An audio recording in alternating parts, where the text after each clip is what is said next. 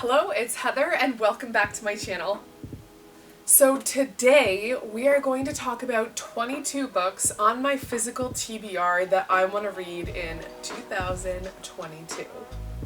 Starting off strong, I am going to tackle some things as a group, like two things as one, kind of. Because that's how I'm doing it. It's my rules. I make up this world. It is what it is. I'm sorry if my voice is a little croaky. I have just gotten over a cold, tested multiple times. It wasn't COVID, but it was one heck of a cold, so my voice might be a little groggy. Please forgive me. My first books that I'm going to bring up are book number 1, book number 2, King of Scars and Rule of Wolves by Leigh Bardugo. Now, I have read so much of Leigh Bardugo's work and I really like what she does, but for whatever reason I haven't started these ones yet, and I think it's because at the end of last year I was thinking a lot about just finishing my Goodreads goal and not about what I actually wanted to read. So these are pretty chunky and I was like, oh no, I can't start those because I have to finish my Goodreads goal, which is stupid. This year really bumped down my Goodreads goal and I'm thinking about reading things that I actually feel like reading instead of reading to obtain some goal nobody cares about. This book goes through, I guess, both of them. It's the story of Nikolai, and I know a lot of people are really obsessed with Nikolai. I don't know anything about the storylines of these books, what happens. I am ridiculous. I got the Indigo exclusive versions of both of these books. I searched high and freaking low for this one. There were 2 stores in Ontario who still had the Indigo exclusive version of this book when this one first came out, and I found it, I snagged it, she's here, and I didn't have to pay extra for it, which is really cool. So I'm pretty pleased about that. So this is the first on my list. This counts as 1. Next on my list is The Beautiful by Renee Adrienne. I am so sorry if I don't pronounce names right. I make up names in my head, and then when I hear them pronounced correctly, my whole world is blown because I'm just not very good at phonics, I guess. But this book, I believe, is a vampire retelling. Let's see. So it's set in New Orleans, and it's about a 17-year-old named Celine. And so it's in 1872, so it's in the past, becomes embroiled in the glitzy underworld of the city, and a body of one of the girls from the convent is found, and like craziness ensues. I thought this was a vampire book. I might be wrong. I am wrong a lot. I should do a video of what I think books are, and then like take a video at the end of reading the books and then figure out what it actually is, because I think it might actually be hilarious. So this is book number 2. Oh, sitting on my feet hurts. Book number 3, I have the first book in the City of Brass series. I have heard so many really good things about this series. I have been a little apprehensive about starting long adult fantasies just because the world building sometimes is confusing to me. But I am ready to sit down and take a little bit more time through books, like I said, this year, instead of just like pumping out books for the sake of pumping out books, because like honestly I feel like a lot of people that get into like social media book life, it's kind of like the process we all go through, and I'm evolving out of the reading just to say that I've read books, and now I'm trying to get back into reading because I actually enjoy the books that I'm reading. So this is the next one. I know that this one has a very vibrant, rich setting, and I've heard that it's really, really good. It's set in Cairo, which is cool. The main character's name is Nari, and she's a con woman, which I love. I love like assassins and con women and morally gray characters. Love that. And she unleashes a djinn, which from what I understand is kind of like a genie, and they have to like work together and do stuff together, and it just sounds really, really good. I'm not going to go into super depth about the plot and the characters of all of these books because I really like an element of surprise going into the books, and if I hear that the book is really, really good, that's literally all I need to know, and I will pick it up and read it. Next in my pile of books, I have Shadow in the Ember. This is a Jennifer L. Armentrout adventure of the From Blood and Ash world. Now this one has to do with some of the gods that are part of the world. And I think that these two series kind of tie into one another. And I've heard really good things about this.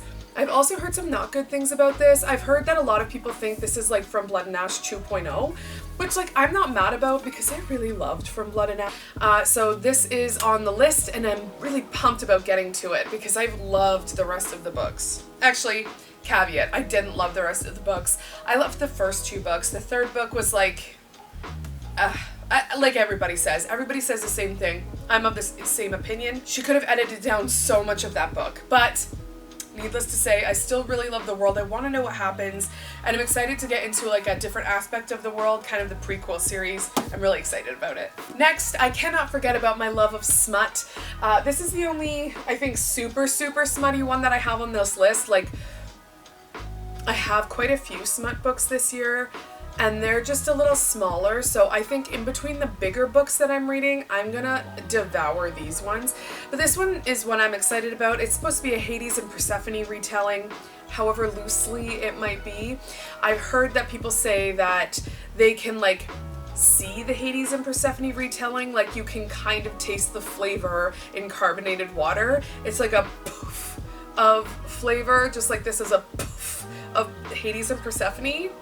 Does anybody else understand? I understand, and that's something. But this is Neon Gods by Katie Robert. And I'm in this for a little bit of plot and a lot of bit of smut, so when I'm getting tired of reading long books, this is my go-to. Next is this, The Priory of the Orange Tree. Now, I've had this for a while. I've started reading it, just a handful of pages, and stopped because I just wasn't ready for the commitment. But I feel like this is the year to tackle this one. Even if it's something that I read in between other reads and I assign myself a certain amount of reading per day. Like I said before, I'm a little intimidated by world building, and like I feel like there's going to be a lot of world building in this one, but I've also heard that it's phenomenal. I've read books that have had more pages. Like, I've read longer books before. This one's a little bit deceiving. I think the pages are likely just a little bit thicker. I can do this. I am excited to have this accomplishment this year because I'm a huge lover of fantasy. I know that there's some sapphic romance in this, which is something I don't read enough of, and I really think that this is going to be something that I am going to really enjoy. So this one, at the end of 2022, if I haven't read this one, send me a virtual smack because I'm going to need it. Next on my list is The Poppy War by R.F. Kuang. Now this is fun because this is a copy that I thrifted. I was so excited. I found it on the shelf and I was like, yoink, this is mine forever. I'm pretty pumped about this. I've heard that this is a really good series. It's a little heartbreaking, that I should be ready to shed some tears. And that's something I am excited for. I love being so invested in a series that they become a part of your world. And when you're done, you almost have an identity crisis because you don't know who you are without these characters. I've heard that this is that kind of series, so I have the first book, and if I'm really into it, then I'll buy the remainder of them. That's another goal of mine for this year, is I have bought a lot of like full series without even trying the first book first. That's something I'm gonna kind of stop doing because I have started series and been like, I hate this, and then just gotten rid of all the books, and it's just not economically sound. It's not a sustainable practice to keep my library that way. Next on my list is The Seven Husbands of Evelyn Hugo. Now, I recently got this one. I was in a failed book club attempt, and we were gonna read this, and then they canceled it, and then I just left the book club altogether because life, you know, but this was a happy accident, and I've heard really good things about this, and I keep saying over and over that I want to expand my reading outside of just fantasy, and I've heard that this is really good, and I know that Taylor Jenkins Reid has multiple books published, so I know that if I really like this one, that I can read like Daisy Jones and the Six, or I can read some of her other work and know that I'm gonna enjoy it. So this is a foray into something non-fantasy that I'm pretty excited about. Next is A Vow So Bold and Deadly by Bridget Kemmerer. I really enjoyed the first two books. I'm gonna need a refresher before I go into this one because, to be honest, I remember loving them, but I don't remember much about them. But I'm excited about this one. I've heard that the ending is really disappointing, so I'm hoping that I don't feel that way too, but I am reading it regardless of what other people think, because we need to make our own opinions, don't we, folks? We need to make our own opinions and deduct our own whatever. You know what I'm saying. We need to decide for ourselves. So I'm going to be reading this one this year, and I'm pumped about it. I'm pumped about them all. I'm pumped about all of them. I'm going to say I'm pumped about it after every single one, and it's going to get really annoying, so you're welcome. Next is The Last Graduate by Naomi Novik. I read the first book in this series, and I really loved it. I know not a lot of people did. Like, there's some mixed reviews on it. I personally really liked it. I loved kind of like the anti-hero or the villainous main character. I really also loved how the school itself was a character, and how it was more character driven. There wasn't like a huge plot, you know, it was just, I really loved the vibes. The vibes were just good for me. I really enjoyed it. So I'm excited to get to this one. I know that there's a copy of this available on my Libby app, so I might do like a read and listen at the same time for this one. I really like doing that because I can go faster and I can just like absorb a little bit more because I'm inputting it in two different sensory ways, and I really like that. Next on my list is Echoes and Empires by Morgan Rhodes. I know this is a newer release. I read the synopsis of this one in the bookstore and I couldn't help myself. I had to get it.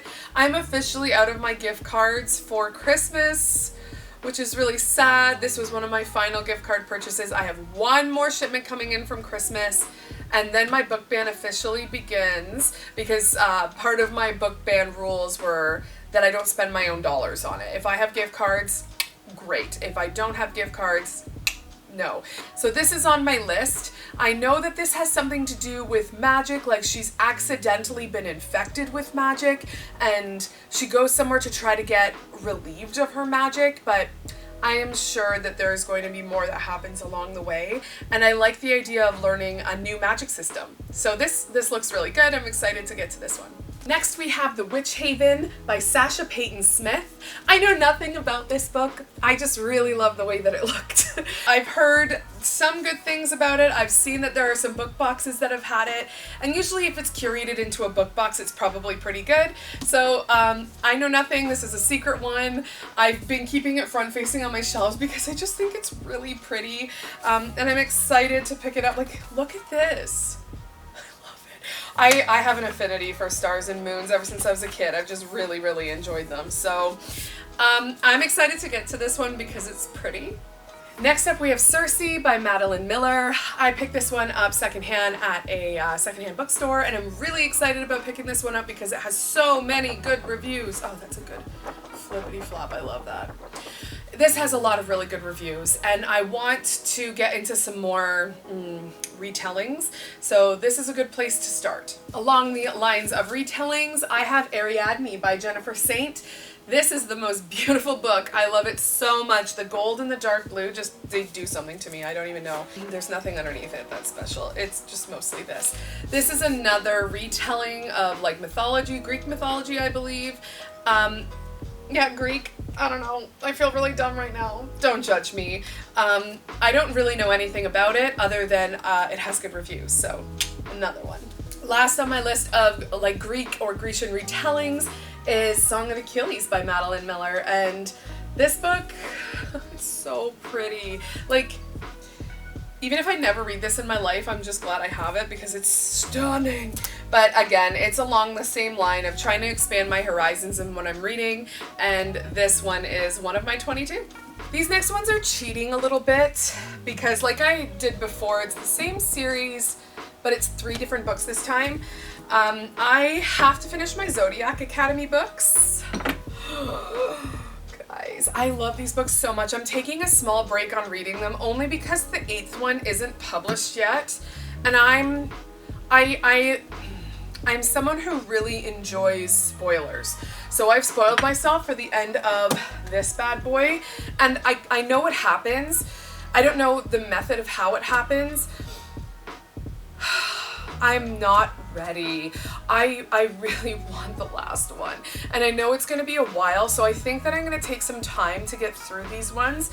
This is the one I feel like I'm gonna get to pretty quickly. It's the first book, but as told by the boys. So it's in all of the boys' perspective, how they felt when the twins came to the academy.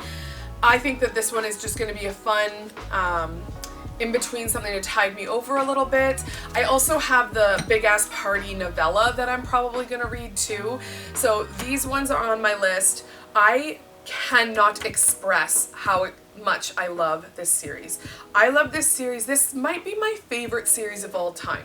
I'm a huge ACOTAR fan, and I know that a lot of people are like, ew, ACOTAR, Sarah J. Maas. Like, I don't care. I don't. Like, if you don't like it, if you don't like her, that there's some very valid reasons to not like her as an author. I love those stories so much. They got me back into reading after a really long time of not reading. This series probably tops that for me. I think that this series is so good. There is no straightforward, like, cookie cutter anything with this series. Everything that you want for the characters literally doesn't happen, and then you're just like left hoping and wanting more. I just think that it's so well crafted. I love it so much. There is a special bookish box edition coming out, and you know that I'm going to be first in line buying that series because, one, I can't save my money to save my fucking life, and two, it is my favorite series, and I honestly, if I don't get a copy of them, I will cry. You'll see me on social media bawling my eyes out, recording myself because I didn't get it. So let's hope for the sake of my mental health I do. Next on my list is The Atlas 6 by Olive Blake. Now, this one's another one that's got a lot of positive and a lot of negative reviews. I feel like I don't even need to say this anymore. I am really ready to try this. I know there's multiple point of views. I'm pretty pumped about something that was self-published, getting its own publishing deal, and like it's coming out in hardcover this coming year, which I think is really cool. And I'm excited to see what this world is about. Now, I know nothing about it again. I don't know if it's a standalone. I don't know if it's the beginning of a series. I love knowing nothing. It's a great feeling. So I'm excited to get to know this book. Next is my copy of Little Thieves. It's so pretty. I can't wait to get to this book. I know nothing really about this book. I know that it's like the villain kind of tells their side of the story, and I'm really intrigued with what that means, really. I feel like this book has a lot of potential, and I'm excited to see what it means, like to get down to the nitty-gritty of it, what the twists and turns are going to be. I've heard good things. It is time. I'm going to pull these ones up together because they're in the same genre. I have Christina Lauren's Soulmate Equation, and I have Christina Lauren's The Unhoneymooners. I've heard good things about these authors. The cool thing about them is Christina Lauren, they're two people, which I think is really cool. I didn't know that until recently, and I thought that was really cool. But I am really ready to get into some more romance. I loved The Love Hypothesis. I read it so quickly, and it was just wholesome, and I loved it. So I'm excited to get to these two and just get some uncomplicated love reads. Okay, this is my second last book. I'm not really keeping track anymore. I think it might be more than 22, but we're gonna stick with the idea that it's 22 because ideas are what matters. Outlander. We're gonna try Outlander by Diana Galbron. Now, one of my clients, or Gabaldon, wow, I butchered that. One of my personal training clients is an Outlander diehard. She's like, Outlander is everything. So I want to join. I want to join in this train. I want to talk to someone in real life about something that I'm obsessed with. So this is a must read. I've watched the first couple of seasons of the show, and it was all right, but I'm excited for this, and I'm excited to talk in real life about it. Last but not least, I have slowly been chipping away at Brené Brown's Atlas of the Heart.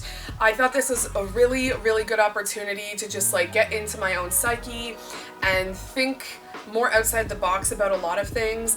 I go to like counseling really regularly. I have struggled from anxiety and depression really severely in my life.